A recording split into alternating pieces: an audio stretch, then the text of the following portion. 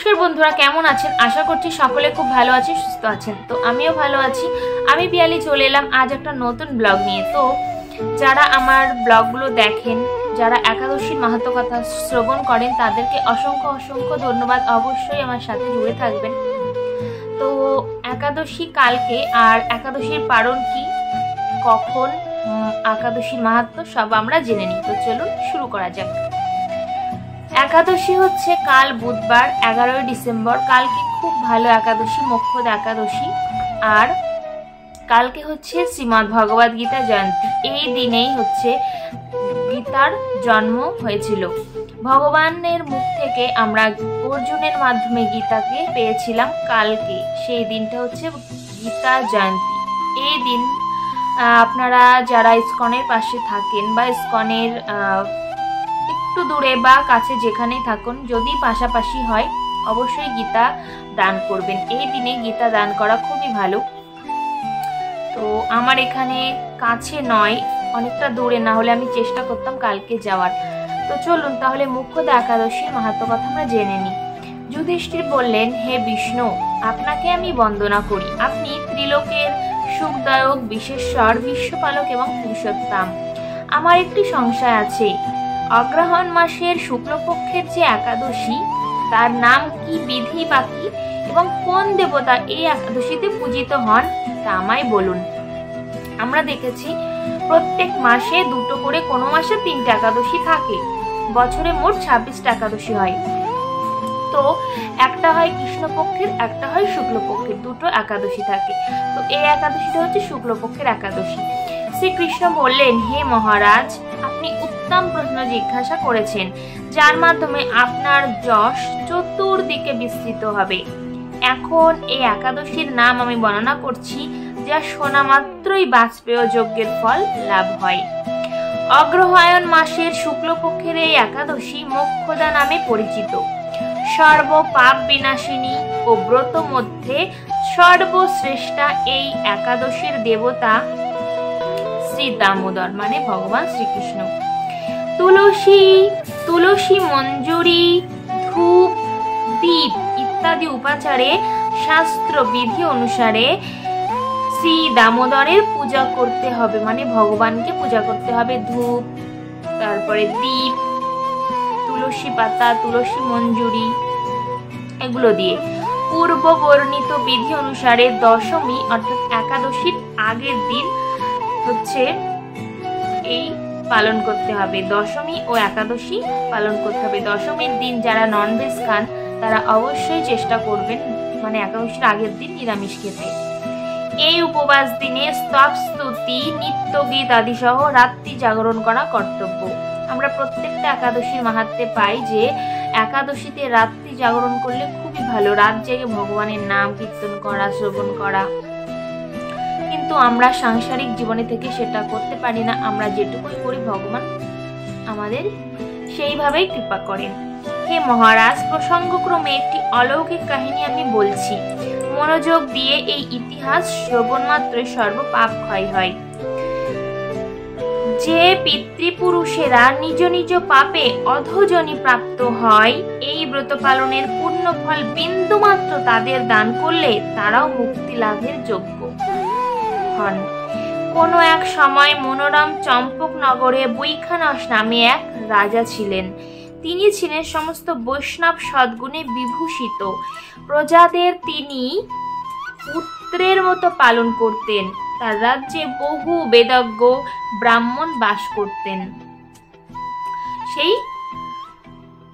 বৈখানস নামের চম্পকনগরে বৈখানস নামে যে রাজা ছিলেন, সেখানে তার বহু বেদজ্ঞ ব্রাহ্মণ বাস করতেন তার রাজ্যে। রাজ্যের সকলেই ছিল বেশ সমৃদ্ধশালী। একবার রাজা স্বপ্নে দেখলেন যে তার পিতা নরকে পতিত হয়েছেন।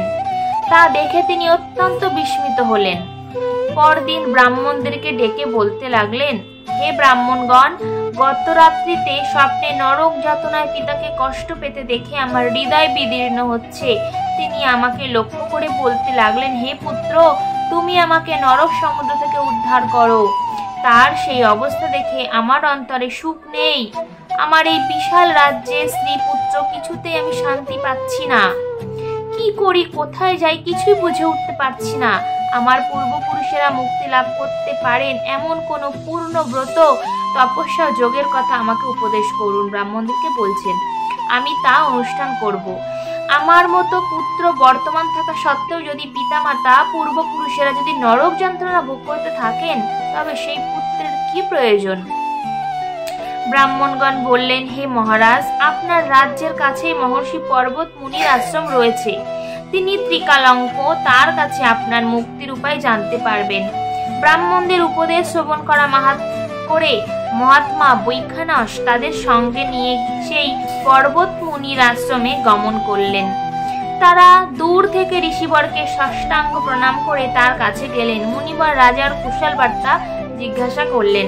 রাজা বললেন, হে প্রভু, আপনার কৃপায় আমার সবই কুশল। তবে আমি একদিন স্বপ্নযোগে পিতার নরক যন্ত্রণা ও কাতর আর্তনাদ শুনে অত্যন্ত দুঃখিত ও চিন্তাগ্রস্ত হয়েছি। হে ঋষিবর, কোন পুণ্যের ফলে তিনি সেই দুর্দশা থেকে মুক্তি পাবেন, তার উপায় জানতে আপনার শরণাগত হয়েছি। রাজার কথা শুনে পর্বতমুনি কিছুক্ষণ ধ্যানস্থ হয়ে বললেন, হে মহারাজ, পূর্বজন্মে তোমার পিতা অত্যন্ত কামাচারী হওয়ায় তার এরকম অধোগতি লাভ হয়েছে। এখন এই পাপ থেকে মুক্তির উপায় বর্ণনা করছি।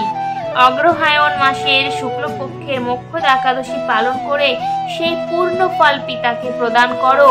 সেই পূর্ণ প্রভাবে তোমার পিতার মুক্তি লাভ হবে। মুক্তির কথা শোনার পর রাজা নিজ গৃহে ফিরে এলেন। সেই পবিত্র তিথির আবির্ভাব তিনি স্ত্রী পুত্রাদি সহ যথাবিধি মোক্ষদ একাদশী ব্রত পালন করলেন। ব্রতের পূর্ণ ফল পিতার উদ্দেশ্যে প্রদান করলেন। ওই পূর্ণ ফল দানের সঙ্গে সঙ্গে আকাশ থেকে পুষ্প বৃষ্টি হতে লাগলো। হে পুত্র, তোমার মঙ্গল হোক। এই বলতে বলতে বৈখানস রাজার পিতা নরক থেকে মুক্ত হয়ে স্বর্গে গমন করলেন। হে মহারাজ যুধিষ্ঠির, যে ব্যক্তি এই মঙ্গলদায়িনী মোক্ষদ একাদশী ব্রত পালন করে তার সমস্ত পাপ বিনষ্ট হয় এবং মৃত্যুর পর মুক্তি লাভ করে। এই ব্রতের পূর্ণ সংখ্যা আমিও জানি না।